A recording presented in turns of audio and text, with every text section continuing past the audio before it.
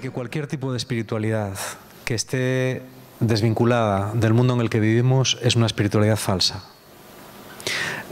Hoy leía que hay grupos cristianos neocon conservadores que dicen que esto es una bobada, preocuparse por el planeta es una bobada, que hay que explotar los recursos al máximo porque el Señor va a venir enseguida y entonces ¿para qué vamos a dejar nada en pie? Así como lo oís. Es decir, yo creo que la cerrazón de mente de alguna gente cristiana pues es patética también, ¿no?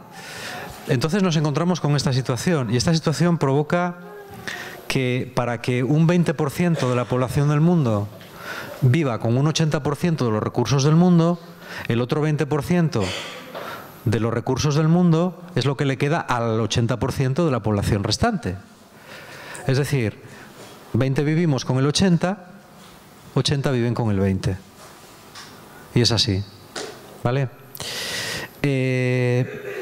Yo creo que es muy importante entender también dos cosas, ¿no? La primera, todos tenemos que esforzarnos por comprender cómo funciona este mundo.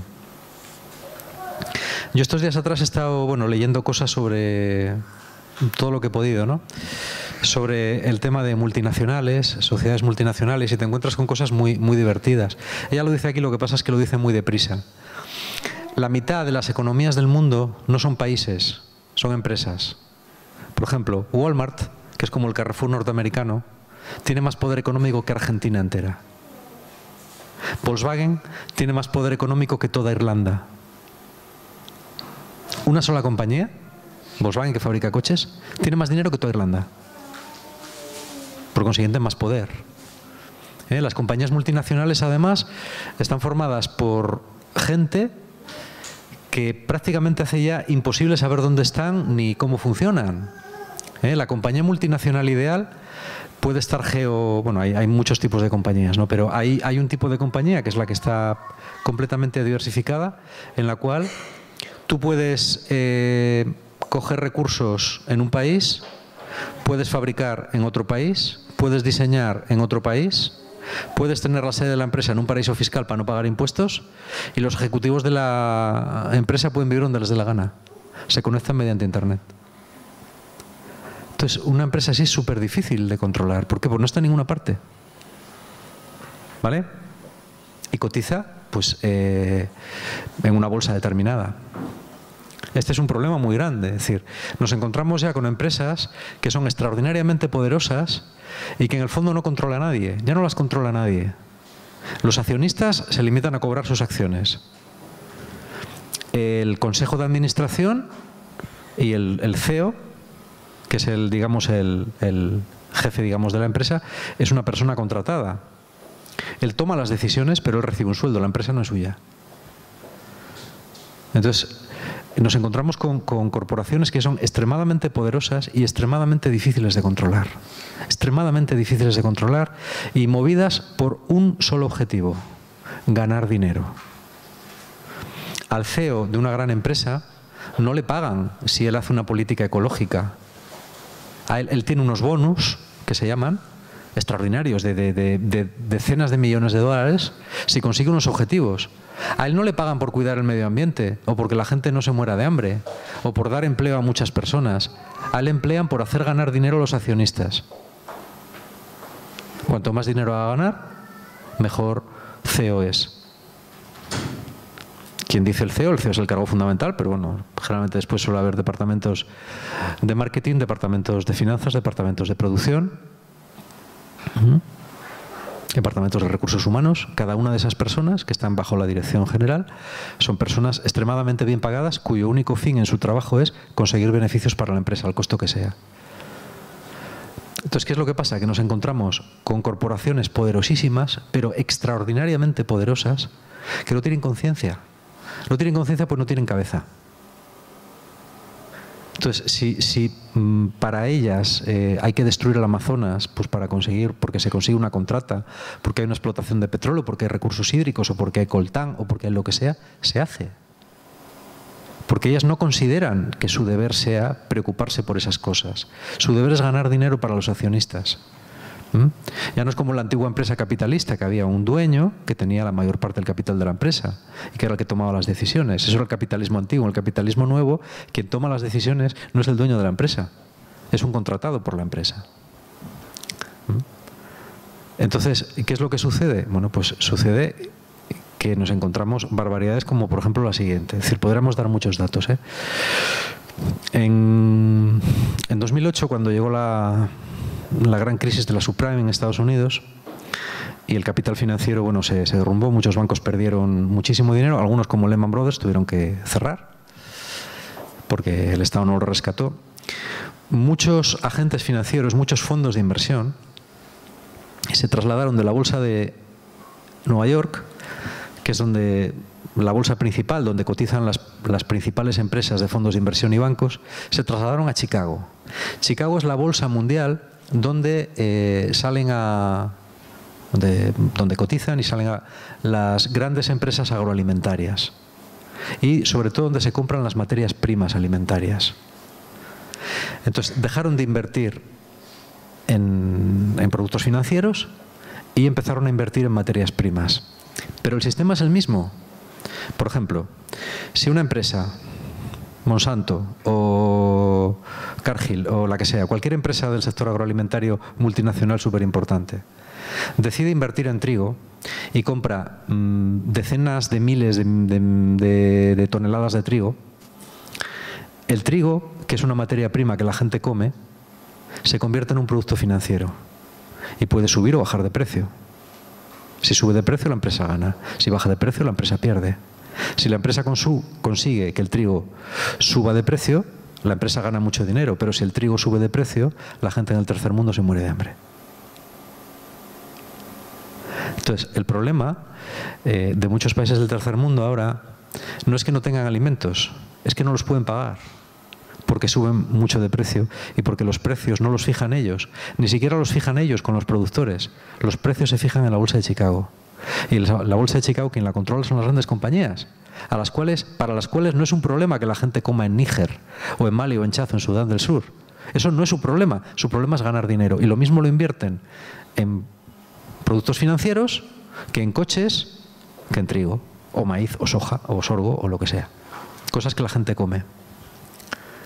Y esto es lo que está produciendo hambrunas tremendas en el mundo. Se especula con todo. Todo puede ser especulable. Por ejemplo, la gran crisis de la vivienda española, y bueno, ha pasado en otros países, en Estados Unidos también, ¿cuál era? Bueno, pues que se daban hipotecas a gente que se sabía que no las podía pagar. Con lo cual tú contabas que le ibas a quitar la casa, que ibas a embargar su nómina y que con todo ibas a salir ganando. Esto funciona mientras el precio de la vivienda sigue al alza. Es como una especie de pescado que se muerde la cola. Entonces, tú vas ganando mientras el mercado siga subiendo. Todo el mundo sabe que llega un momento en que va a pinchar. En ese momento, ¿qué es lo que pasa? En ese momento lo que tienes que hacer es, todo lo que tienes, venderlo cuanto antes. Yo me acuerdo, yo, que no soy experto en economía, me acuerdo que el día que el Banco de Santander decidió vender todos sus bienes inmuebles en España, yo dije, se pinchó la burbuja. Efectivamente, se pinchó la burbuja. Entonces, ¿qué es lo que pasa? Que ellos ganan o pierden dinero, pero la gente se arruina porque pierde su casa, que pues no la puede pagar. Entonces luego vienen los desahucios y todas estas cosas. Es decir, el banco tiene su lógica. La empresa multinacional tiene su lógica y es la lógica del mercado. Y la lógica del mercado dice que tú prestas servicios para conseguir beneficio. Y si no consigues beneficio, no prestas servicio. Este es el axioma máximo del capitalismo. El fin de la vida humana es conseguir beneficio. Y todo lo que tú haces, lo haces por conseguir beneficio. Y el crecimiento tiene que ser ilimitado. Por ejemplo, las empresas se ponen normalmente márgenes de beneficio cada vez mayores. Pues que eso es imposible. Tú no puedes ganar hoy 40 y el año que viene 60 y el otro 80, porque todas las empresas se ponen esos márgenes. Tú no puedes, es lo que dice ella, lo dice muy bien al principio, tú no puedes pretender un modelo de crecimiento continuo en un mundo que es limitado, porque eso no cuadra. Es decir, no cuadra, o sea, cuadraría si viviéramos en un mundo de recursos infinitos, Entonces, bueno, esto podría durar y durar y durar. Pero en el momento que los recursos se acaban, el sistema no puede funcionar. O sea, no pueden venderte el crecimiento continuo como algo que es lógico, porque no lo es. No es que sea justo, es que ya no es ni lógico siquiera. Lo que pasa es que las cuentas de las grandes corporaciones, las grandes compañías, se miden cada pocos años. Se miden en el balance anual. Y un jefe, un CEO de una empresa grande sabe que él va a estar 6, 7 años al frente de esa empresa. Él lo que quiere es ganar mucho dinero para él, haciendo ganar a la empresa, y mira, al que venga detrás, pues le importa un rábano. Y esto es todo. Entonces, el mundo está gobernado por gente que no ve más allá de 5 años de plazo. Todos. Los políticos, que lo único que les importa es la legislatura siguiente. Los dirigentes de las multinacionales, que saben que su plazo al frente de ellas es limitado y lo que quieren es acumular el mayor número de bonus posible, igual que los banqueros, y ya está. Nadie se preocupa absolutamente nada más. Y si dices cualquier cosa en contra de esto, te dicen que eres un iluso y que estás en contra de los mercados financieros. Los mercados financieros son para esta gente como Dios. Una vez le preguntaron a Berlusconi por unas medidas sociales o no sé qué historia o algo así, alguna medida, y él dijo, eso no se puede hacer en Italia. Y le dijeron, ¿por qué no se puede hacer? Y él dijo, porque perderíamos la confianza. Y le dijeron, ¿la confianza de quién? Dijo, de los mercados financieros.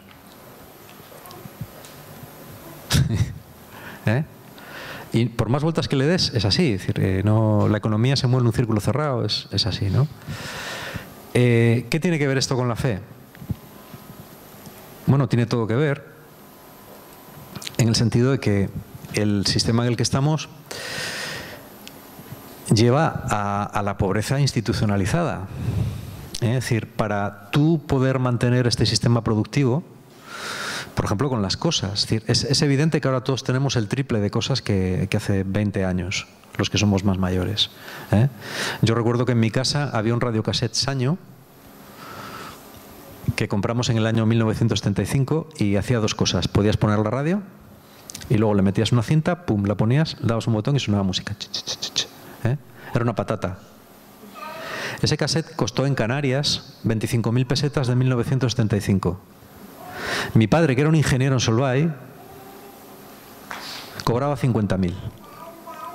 Es decir, si un ingeniero hoy cobra 3.000 euros o 4.000 euros, el cassette aquel, que era una patata, hoy en día costaría pues 2.000 euros. Hoy en día, por 20 euros, compras algo infinitamente mejor que aquello.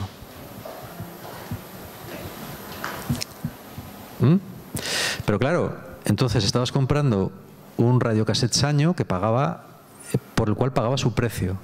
Estaba fabricado en Japón, diseñado y fabricado en Japón. No diseñado en Japón y fabricado por una niña de 15 años filipina, o montado por una niña de 15 años filipina. Sin salario y sin pausas para ir al baño. ¿Vale? Entonces pagabas lo que valía el radiocassette. Eso sí,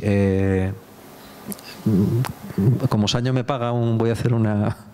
Yo tengo un radiocassette Sanyo que funciona 8 horas al día con la radio desde hace 23 años. Y nunca se ha estropeado. Pero es que a lo mejor debería ser así. Las bombillas se sabe que no tienen por qué estropearse. Una bombilla puede durar 60 años perfectamente. En una dotación de bomberos de Georgia, creo que es en Estados Unidos, hay una bombilla encendida desde 1901. Y es una bombilla de resistencia. Lleva 115 años encendida, sin parar. Y nunca se ha estropeado porque no tiene por qué. La obsolescencia programada empezó con las bombillas, precisamente. Fueron los primeros productos que se programaron para que se estropearan. Creo que en la antigua Unión Soviética llegaron a fabricarse motos, por ejemplo, para Siberia, que no se estropeaban nunca, porque en Siberia no se podían estropear. Entonces estaban diseñadas para no estropearse nunca. Nunca. O para ser reparadas muy fácilmente. Hoy en día es al revés. Es todo para decir, la lógica, el absurdo de esto, y ya con esto termino, ¿no? Es una cosa de la que también el Papa habla. es la de destruir alimentos. Por ejemplo, en Estados Unidos prácticamente el cultivo más importante es el maíz, ¿vale? Estados como Indiana, por ejemplo, como Iowa, yo estuve hace muchos años, todavía no era así, pero prácticamente son monocultivos de maíz, pero extensiones que no os podéis ni imaginar, inmensas de maíz. ¿Por qué se produce maíz? El maíz se vende a un precio más barato que el de coste. O sea, tú produces maíz y lo vendes a un precio más barato del coste. Y el gobierno te paga la diferencia y más. ¿Por qué el maíz? Porque con maíz se hace casi todo. El 70-80% de las cosas que comemos llevan subproductos del maíz. Subproductos químicos que se fabrican con maíz. ¿Vale? Entonces, es un precio controlado por el gobierno americano. Igual que el del trigo. Puede suceder que el precio del maíz, si hay una gran producción o si hay demasiados excedentes, baje. Y eso perjudica a muchas industrias. Entonces el gobierno americano o el gobierno canadiense pueden decidir destruir el maíz. Yo he oído que se llevan barcos, no sé si es la verdad, y se tiran en el océano Atlántico. El trigo, ¡pum! Miles de toneladas al agua. Pero no se lleva, no se dices, bueno, ya que estás en el océano Atlántico, sigue un poquitín más y lo desembarcas en el puerto de Dakar, por ejemplo, o en el puerto de Accra, en Ghana, y lo distribuyes por la zona. Claro, pero no lo puedes hacer porque entonces el precio baja. Por ejemplo, la Unión Europea destruye enormes cantidades de leche, productos agrícolas y también productos de cerdo. Hace poco le regalamos a Rusia 300.000 toneladas de cerdo, por no tirarlas. Rusia es un país, bueno, algo le pedirían a cambio, pero se destruyen los alimentos para que los stocks no bajen. Por ejemplo, en Cantabria cada vez se oprime más a los ganaderos para que produzcan menos leche porque la leche no es rentable, ¿no? Yo me acuerdo que una vez en Carrefour encontré la mantequilla irlandesa más barata que la frisia que se produce en Arenas de Iguña, que está aquí al lado. Y dices, bueno, pero vamos a ver, esto por lo menos han tenido que traerlo de Irlanda, han tenido que pasar 3 aduanas, han tenido que almacenarlo, transportarlo, congelarlo, ¿no? Y la de frisia la producen aquí, en Arenas de Iguña, que es coger un camión y traerla a Carrefour. Bueno, pues la irlandesa era más barata que la de Arenas de Iguña. Entonces probablemente la Arenas de Iguña tenga que cerrar. Eso es la globalización. La minería asturiana tuvo que cerrar cuando el carbón sudafricano valía la tonelada en el puerto de Gijón más barata que la que se producía en la mina de la Camucha, que está al lado de Gijón, ¿no? Eso es la globalización. Y contra eso no puedes competir.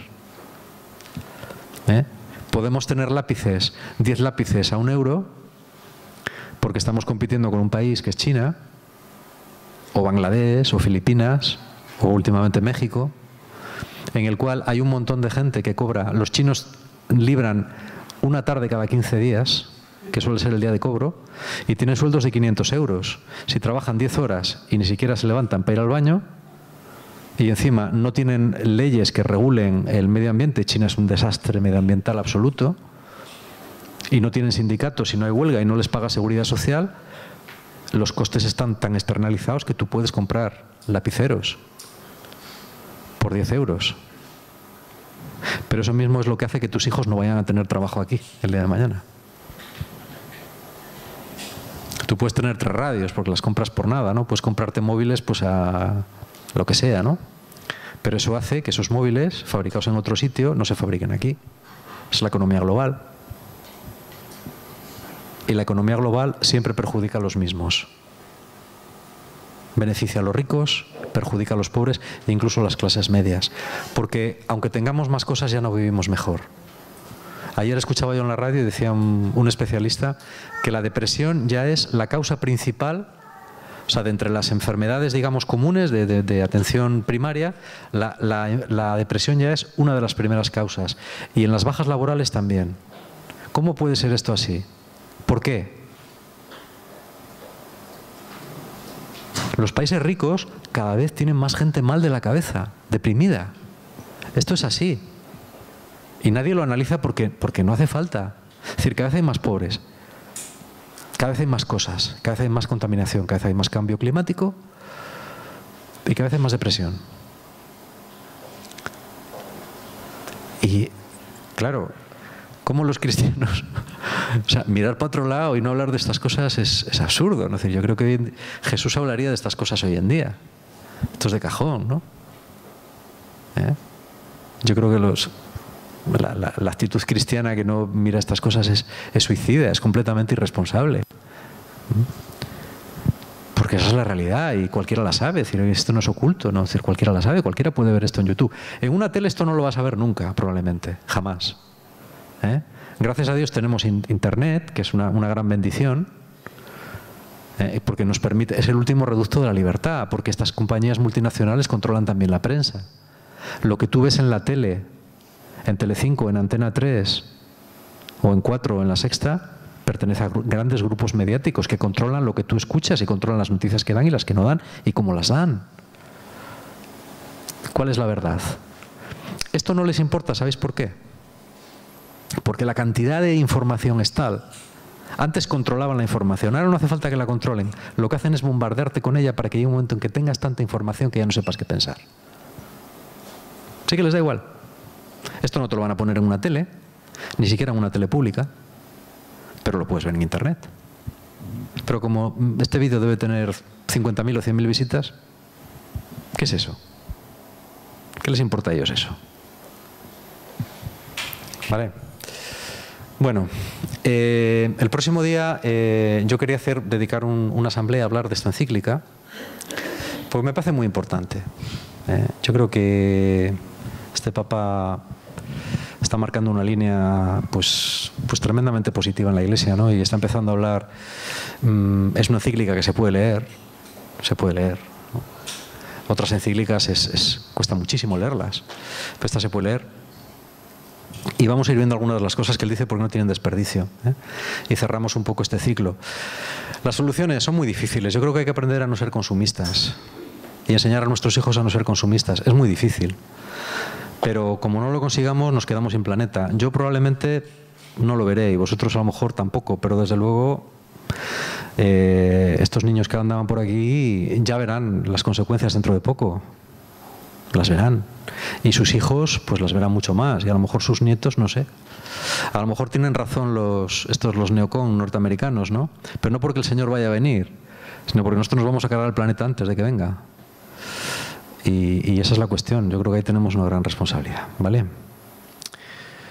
Pues lo dejamos ahí. Amén.